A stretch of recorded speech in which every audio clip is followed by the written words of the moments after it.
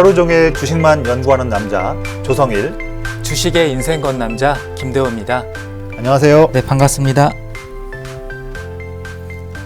네, 미증시가 사상 최고치를 계속해서 경신하고 있습니다. 이러한 글로벌 상승에도 국내 증시는 오늘 좀 쉬어가는 모습을 보였습니다. 특별한 방향성을 나오진 않았고요. 좀 지루한 장세가 펼쳐졌는데 아무래도 내일 있을 이제 김정은 국방위원장이 말한 이제 시한이 다가왔기 때문에 리스크를 좀 관리하는 그런 측면에서 그렇게 시장이 좀 쉬어갔다, 그렇게 판단이 들어갑니다. 네, 전문가님. 네네. 네, 최근 들어서 이제 기한이 다가오고 있잖아요. 그렇죠. 김정은 위원장이 말한요. 네. 네, 좀 설명해 주시면 좋을 것 같습니다. 네네. 사실 올 한 해에도 김정은과 트럼프가 서로 말 설전을 하면서 다양한 서로 관계가 좋아지기도 했었고 나빠지기도 하는 그런 모습을 보였는데요. 예. 화면 보시면서 올해 1월 달부터 어떤 일이 있었는지에 대해서 큰 부분들을 말씀드리겠습니다. 네. 올해 1월 달에 김정은이 신년사에서요, 미 대통령과 마주 앉을 준비가 되어 있다 하면서 네. 반드시 올해 내에 환영하는 결과를 만들겠다라고 했는데요. 네. 그랬는데 2월 말에 다들 아시다시피 북미 2차 정상회담에서 핵談판이 결렬되면서 그때에 대북주들도 많이 하락을 했던 부분이 있었고, 그 이후부터 북미 관계가 경색된 부분이 있었습니다. 네. 그 이후에 이제 4월 달에 김정은이 올해 연말까지 인내심을 갖고 미국의 용단을 기다린다라고 했는데요. 이렇게 네. 김정은은 연말이라고 하는 그런 시간을 본인 임의적으로 시간을 이렇게 제한하면서 미국의 그런 분발을 촉구했던 상황이 있었습니다. 예. 근데 뭐 이제 트럼프가 아무런 반응을 하지 않다 보니까 한동안 멈췄던 그런 도발을 다시 김정은이 하게 된 거죠. 네. 그래서 지금 표에 나온 것처럼요, 올해 5월 초부터 11월 말까지 무려 13번이나 되는 그런 미사일 도발을 북한이 감행했던 부분을 볼 수 있었습니다. 네. 하지만 뭐 시장은 뭐 이때에 13번이나 미사일 쐈음에도 불구하고 맨날 있는 일이니까 시장은 그렇게 크게 반응하지 않았지만, 어쨌든 시장이 기대하는 것처럼 북미 관계가 좋아져서 좀 그런 좋은 쪽에 대한 그런 내용들은 이어지지 않고 횡보했던 그런 모습을 볼 수 있었죠. 네. 여기에서 이제 김정은과 트럼프가 내내 말로 왔다 갔다 하는 모습을 보이고 있는데, 이제 김정은이 크리스마스 선물을 언급하면서 네. 연말 다가오면서 김정은이 점차 이제 스스로 좀 초조한 모습을 많이 보이고 있습니다. 아, 예. 네, 최근 내용 보면 북한이 이제 미국에 크리스마스 선물 예고하면서 이제 미국이 제일 싫어하는 이제 ICBM을 발사하는 것이 또 임박하는 것이 아니냐라는 그런 좀 듣기 싫은 얘기가 나오고 있습니다. 네. 그래서 최근에 2차례 북한 동창리 서해 위성 발사장에서 중대한 시험을 발사했다는 그런 내용들이 나오고 있는데요. 그러면서 김정은이 이제 당 중앙군사위를 주재하면서 자위적 국방력을 강화하겠다고 발표하면서 이제 군부에 힘을 싣고 있는 모습을 볼 수 있고, 어렵게 작년과 올해 이게 트럼프와 김정은이 만나면서 비핵화를 하고자 하는 그런 공동의 노력들이 다시 문을 닫고 과거로 회귀하는 것이 아니냐 하는 그런 우려가 조금씩 커지고 있는 부분을 볼 수가 있습니다. 네. 대호 전문가님, 예. 방금 제가 잠깐 언급드렸는데 네. 최근에 북한 관련해서 뭐 다시 한번 그런 이제 장거리 미사일 실험을 하는 그런 내용들이 나오고 있는데, 그 부분 한 번 더 좀 말씀해 주시면 좋을 것 같습니다. 네. 북한은 2월 말 하노이 핵談判결렬 이후로 네. 끊임없이 지금 북미 간의 교착 상태에 빠져 있었잖아요. 네네. 그리고 북한이 설정한 시간이 다가오고 있어서 지금 이제 고조가 긴장감이 좀 고조되고 있다, 그렇게 말씀드려요. 네. 근데 북한 입장에서는 경제 제재 완화가 반드시 필요하고요. 네. 또한 미국 같은 경우에는 이제 트럼프 대통령은 재선이 있잖아요. 내년 네. 11월에 재선도 있고, 또한 이제 뭐 부도 이뤘고, 네. 예, 대통령도 했고, 네. 이제는 뭐 노벨상도 노릴 수 있잖아요. 아, 네네, 그렇죠. 그리고 네. 미국인들도 다 평화를 원하고 있고요. 네. 예, 그렇기 때문에 둘의 장기적인 관점으로 봤을 때는 잘 될 수밖에 없다라고, 그럴 확률이 크다라고 말씀드리는데, 네. 단기적으로는 계속해서 북한도 힘이 많이 세졌잖아요. 그렇죠. 예, 미국 본토까지 핵탄두를 실어 날릴 수 있는 기술이 있기 때문에, 그래서 계속 그렇게 둘이 갈등이 되고 있다, 네. 좀 말씀드립니다. 네, 화면 보면서 설명 들어가기 전에요, 저희 방송 보시고 좋아요와 구독, 알림 꼭 좀 부탁드리겠습니다. 네. 네. 북한에 대해서 좀 설명을 드리자면요, 북한은 올해 나온 보고서에 의하면요, 핵탄두가 이제 20에서 30발 정도로 보유한 것으로 그렇게까지 알려져 있습니다. 사실 북한이 경제력도 열악하고 재래식 전력은 매우 열악하지만 이런 핵무기가 있기 때문에 미국은 긴장을 안 할 수밖에 없고요. 또한 북한은 대륙간 탄도미사일이 화성 14호, 14호, 5호를 통해서 미국 본토까지도 실어 날릴 수가 있다. 타격이 가능하다. 그렇게 좀 말씀드립니다. 또한 최근에 밝혀진 바에 의하면 화성 15호는 이제 고체 엔진일 수도 있다. 그래서 고체 연료로 해가지고 그동안은 액체 연료이기 때문에 이제 시간이 오래 걸렸는데요. 네네. 지금은 이제 북한이 마음만 먹으면은 미국에 바로 쏴버릴 수 있는 기술력도 이제 네. 도달할 수 있다. 네. 그래서 미국의 긴장감은 좀 커지고 있다. 좀 말씀드립니다. 아, 근데 이렇게 미국이 네, 군사력에 쏟는 비용이 상당히 많이 매년마다 막대한데, 그렇죠. 제가 뭐 전문가는 아니지만 북한 네. 관련해서 북한이 미사일을 많이 쏘게 되면 미국이 본토에 닿기 전에 공중에서 이렇게 요격할 수 있는 그런 기술이 혹시 없나요? 있지 않나요?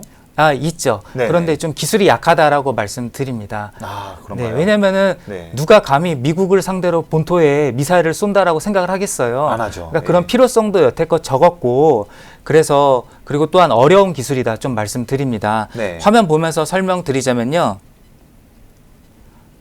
대륙간 탄도미사일을 요격할 수 있는 그런 시스템이 미국은 존재하고 있죠. 그렇지만 99년 이후부터 트럼프 정부 출범 이전까지 17차례 실시했는데 9차례만 그렇게 성공했다. 좀 네. 그렇게 말씀드립니다. 아, 근데 지금 17차례 중에서 9차례면 네. 반밖에 안 되는데 그렇죠. 이 이슈는 한 번만 실패하면 그 후폭풍이 매우 큰 거 아닌가요? 이게? 그렇죠. 그리고 아, 성공한다 하더라도 네. 미국 상공에서 네. 본토 상공위에서 터진다면은 네. 그 피해는 어마어마하다. 그 핵 낙진이 다 떨어지는 거지 않습니까? 그게? 맞습니다.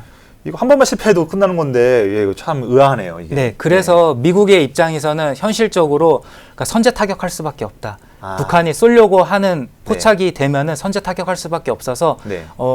북한이 계속해서 나가게 된다면 위험한 상황이 발생될 수도 있다. 네. 그래서 좀 서로가 주의를 해야 된다. 좀 그렇게 좀 말씀드립니다. 네. 또 북한은 이러한 상황을 잘 알고 있어서 이를 계속 이용하고 있습니다. 그렇군요. 네, 화면 보시면요. 계속 단거리 미사일은 발사했는데 트럼프는 전혀 개의치 않게 그렇게 했었잖아요. 그동안요. 로켓맨 하면서 이제 네. 그래서 이제 점차 도발 수위를 높여가고 있다 말씀드립니다. 이제 미국이 긴장하는 대륙간 탄도미사일 시험을 이제 계속해서 하려는 움직임이 포착되고 있다 말씀드립니다. 사진을 보시면요. 이 부분이 그러니까 북한이 중대한 실험을 했다고 밝힌 다음 날의 모습인데요. 네. 지표면이 좀 흩어져 있다라고 그렇게 보입니다. 이 부분이 이제 엔진 시험 과정에서 발생한 배기가스 때문인 것이라고 그렇게 추정되고 있습니다. 네네. 네, 또한 북한의 예전 사진과 지금 사진을 보시면은 건물이 이렇게 새롭게 생겼습니다. 이게 평안남도 평성에 있는 인공위성 사진인데요. 그러니까 파란 지붕의 구조물이 완공된 것으로 그렇게 판독이 되고 있습니다. 민감히 군사용 차량을 생산하는 시설인데요. 그래서 북한의 움직임이 심상치 않다. 네. 좀 그렇게 말씀드립니다. 그렇군요. 네. 그럼 이러한 네. 북한의 움직임에 대해서 트럼프 대통령의 반응은 좀 어떤가요? 네. 뭐 최근 한 달 사이에 트럼프도 오락가락하는 모습을 보이고 있습니다. 네. 네, 화면 제가 트럼프 트위터를 한번 캡처해봤는데요. 네, 지난달 내용이거든요. 김정은 자꾸 이렇게 이상한 말 하고 있으니까 트럼프가 김정은은 영리한 사람이다. 네. 그래서 자기와 같이 관계를 맺고 있는 이 지금 특별한 관계를 과연 그가 깰 것이냐. 그는 만약에 이렇게 계속적으로 이렇게 도발을 한다고 한다면 본인은 이렇게 너무 많은 걸 알고 있다라고 얘기를 하고 있습니다. 그러면서 약간 좀 대수롭지 않은 듯한 행동을 하면서도 압박을 주는 그런 모습을 보였는데요. 네. 최근에 트럼프는 이제 아베와 시진핑과 같이 전화를 하면서 북한 도발과 관련한 협력을 강조하고 또 얘기를 나눴던 부분을 볼 수가 있습니다. 예. 근데 그런데요. 트럼프는 지금 북한 이슈 말고도 미중 무역 분쟁, 뭐 1단계 서명을 하는 부분도 있고 네. 또 탄핵 이슈도 있다 보니까 머리가 많이 복잡할 거란 말이죠. 지지율도 빨리 오르지 않고 있고. 그렇죠. 그런데 최근 내용 보면요. 본인이 관리하고 있는 그 플로리다에 있는 마라라고 골프장이 있는데 리조트가 네. 있는데 거기에서 정말 골프를 한 건지는 회담하는 건지는 모르겠지만 이렇게 평화롭게 밥 먹으면서 이렇게 놀고 있어요. 네. 네. 이게 뭐 당장 지금 북한 김정은이 크리스마스 선물 얘기를 하고 있는데 이게 지금 23일이니까 오늘 아침에 나온 내용 뉴스거든요. 예. 이렇게 평온한 모습을 보이고 있습니다. 그래서 이게 지금 트럼프가 지금 어떤 지금 그런 태도를 보일 것인지, 어떤 의견을 날 것인지를 좀 많이 귀추가 주목되고 있는 부분입니다. 예. 그리고 지금 최근에 보면, 물론 트럼프는 지금 이렇게 리조트에서 평온한 모습을 보이고 있지만, 네. 그래도 비건 대표가 우리나라에도 오기도 했고, 또 중국도 네. 방문하면서 네. 여러 가지 이슈를 좀 남겼는데, 그 내용을 한번 좀 말씀해 주시면 좋을 것 같아요. 네. 미국 같은 경우는 지금 당근과 채찍을 같이 사용하고 있다. 네. 좀 그렇게 말씀드립니다. 화면 보면서 좀 설명드리자면요. 우선은 협상의 손을 계속해서 내밀고 있습니다. 네. 비건 대표가 우리나라로 와가지고 북한과 대화를 하겠다. 대화하자. 그렇게 계속 얘기했잖아요. 네. 그렇지만 아무런 성과를 올리지 못하고 일본도 갔다가 이제 중국도 방문을 했죠. 이제 중국과 이제 러시아의 도움을 받으려고 했지만 끝내 무산되고 북미 접촉은 되지 않았습니다. 네. 예, 그래가지고 북한의 무력 시위 가능성이 좀 커지고 있다. 좀 그렇게 말씀드립니다. 또한 미국은 군사적인 강국으로서 힘을 과시하고 있습니다. 네. 그러니까 북한 보고 도발을 하지 말라는 경고성 메시지를 계속해서 또 보내고 있습니다. 최근은요, 미군은 북한 요인 생포 합동훈련 사진을 공개했는데 이것은 매우 좀 이례적인 그런 미국의 행동이다 좀 말씀드립니다. 네. 또한 가상 북한군과 총격전 동영상은 공개했다가 다시 삭제됐던 예. 그런 일도 있었습니다. 그러니까 미국 입장에서도 지금 판을 엎으려고 하진 않는데 네. 매우 신중하게 움직이고 있다. 그렇게 좀 말씀드립니다. 그렇군요. 네, 네. 중요한 시기가 왔다. 저는 좀 그렇게 전반적으로 네. 말씀드립니다. 당분간 어쨌든 양측에서 좀 긴장감을 더 높일 수 있는 그런 이슈들은 좀 나올 수도 있다. 그럴 수 네, 있겠네요. 맞습니다. 네. 그러면 항상 한반도 지정학적 리스크가 발생될 때마다 네. 방산주들이 급등하는 현상이 있었잖아요. 그렇죠. 예, 네. 그쪽 전망에 대해서는 좀 어떤지 설명해 주시면 좋을 것 같습니다. 네.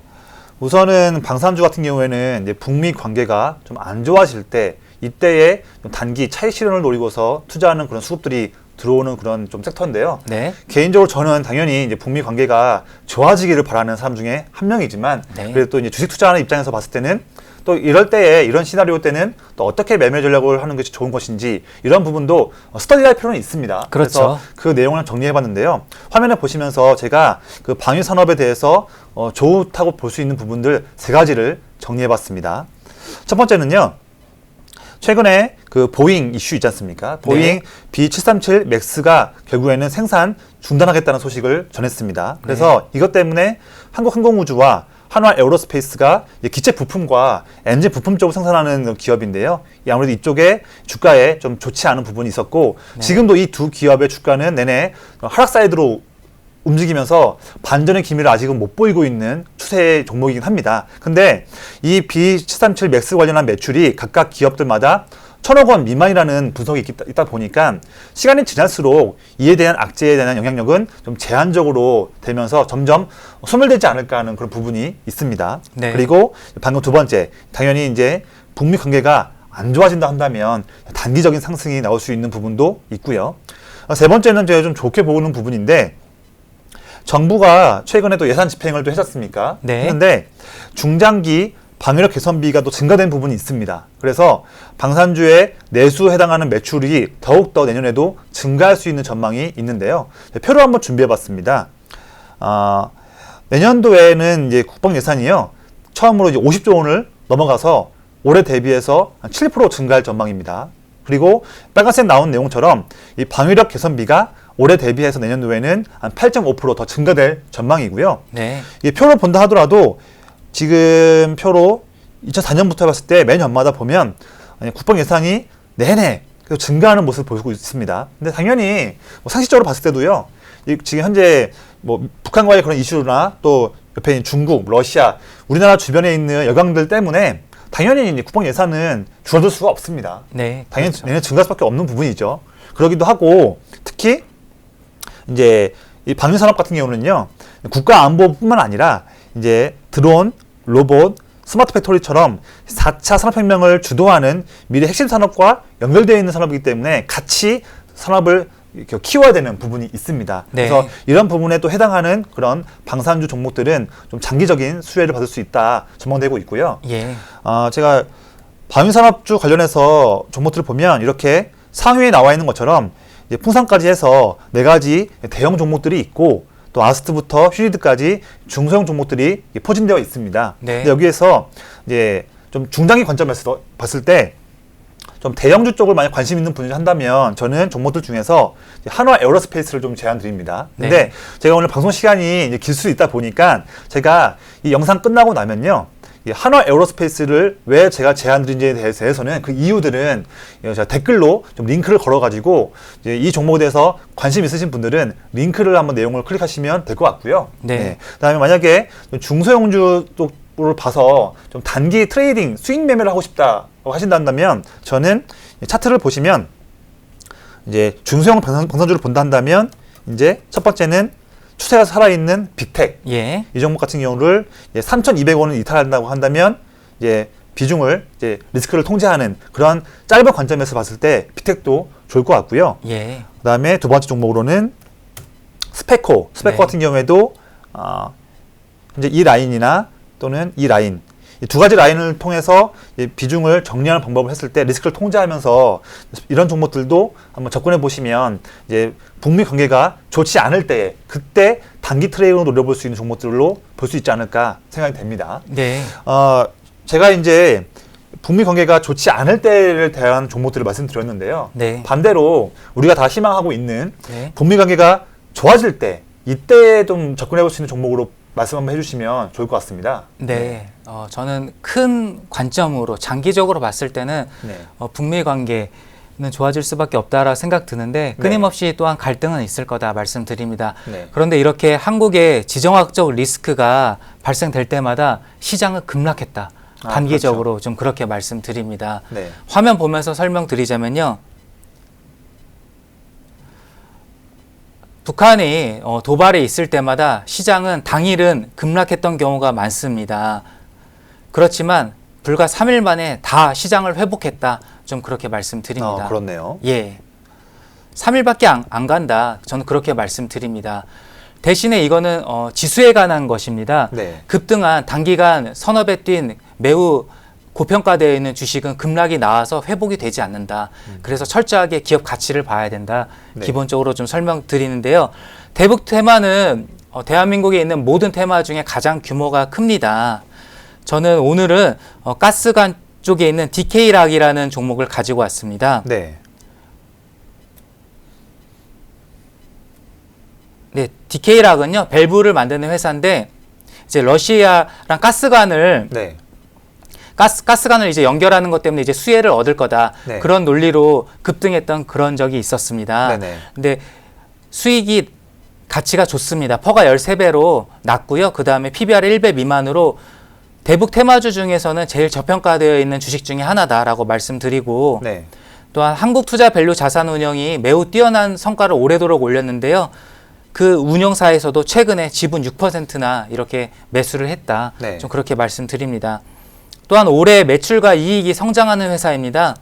3분기 누적 영업이익이 전년 동기 대비 88%나 증가했다. 이렇게 말씀드리고 주가는 저평가되어 있지만 또한 수소차에 들어가는 네. 수소 밸브에 들어가는 핵심 부품을 공급하고 있기 때문에 수소차 테마주로도 영향을 받습니다. 그렇군요. 예, 그래서 요새는 전기차랑 수소차가 이슈에서 좀 멀어지면서 네. 조정이 나오고 있잖아요. 네. 그렇기에 주가는 저평가되어 있어서 기대 수익은 높고 지불하는 위험은 낮다.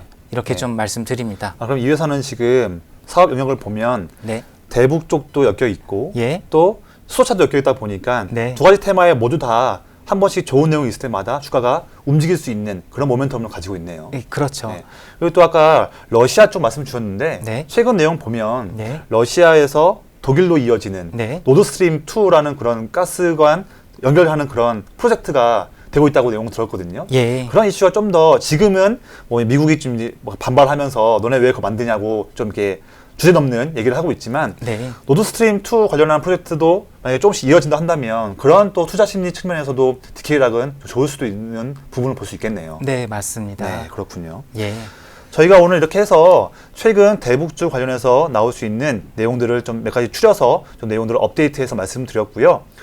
북미 관계가 좋아질 때와 나쁠 때에 그런 해당하는 그런 시나리오별로 어떤 종목들을 봐야 되는지에 대해서도 말씀을 드렸습니다. 오늘 내용 보시면서 내용 도움 되신 분들은 저희 채널 구독 한번 해주시고요. 좋아요도 눌러주시고 또 알림도 설정해 주시면 감사하겠습니다. 저희는 또 좋은 내용도 스터디해서 내용도 잘 정리해서 다음 시간에 또 말씀드릴 수 있도록 하겠습니다. 감사합니다. 감사합니다.